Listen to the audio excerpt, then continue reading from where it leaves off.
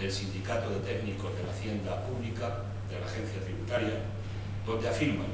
que 41.582 empresas mayores en España defraudaron en el año 2010 42.700 millones de euros. Estamos hablando no del chocolate del loro, sino que estamos hablando de una cifra impresionante desde el punto de vista del fraude fiscal, y ante esto el Gobierno no solo no ha hecho nada, sino que en los presupuestos generales del 2010 y del 2011 redujo las partidas correspondientes de la agencia tributaria en un 5,7% y en un 6,1% respectivamente, para no luchar contra el fraude en nuestro país. Este fraude significa, según el informe que me refería y que me refiero, el 71,8% del total del fraude en España que se está produciendo en las tributaciones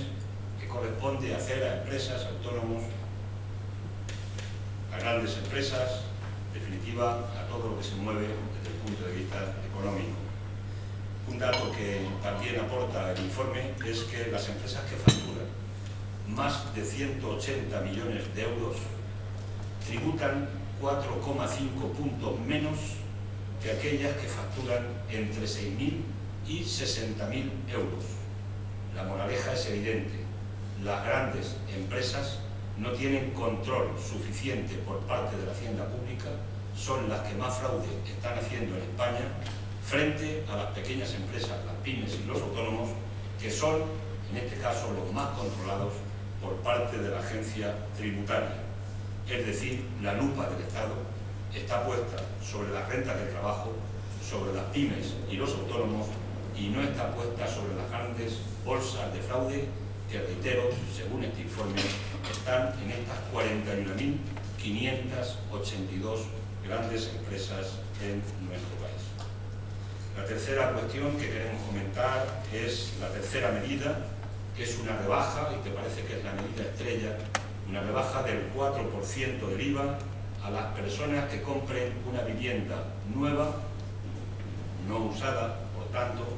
una vivienda nueva antes del 31 de diciembre. Dicen y argumentan que esto va a permitir que se mueva el mercado de vivienda y que se va a crear empleo.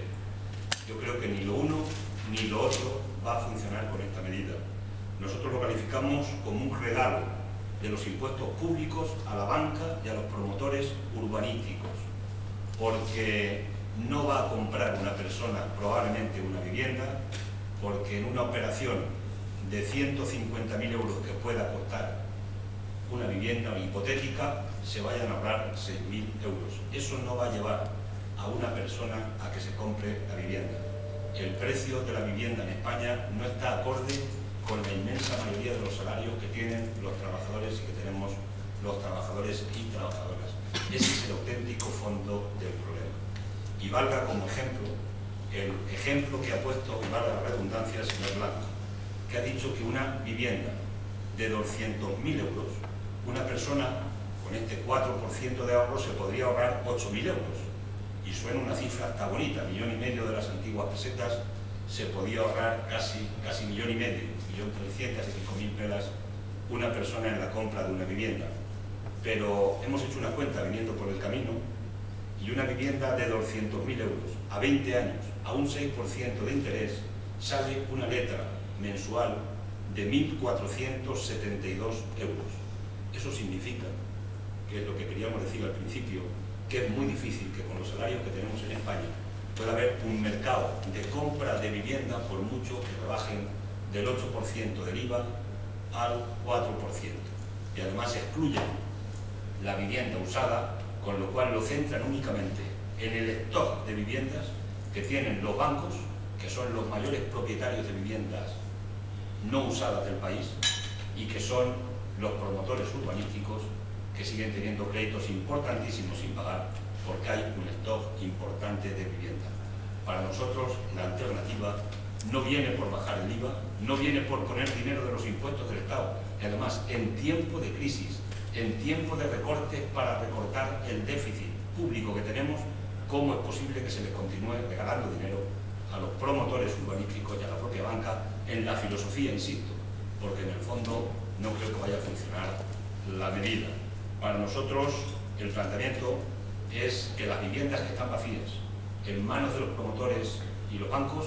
o se ponen de alquiler a precio asequible para la gente con los salarios que se tienen, o no habrá salida de esas viviendas.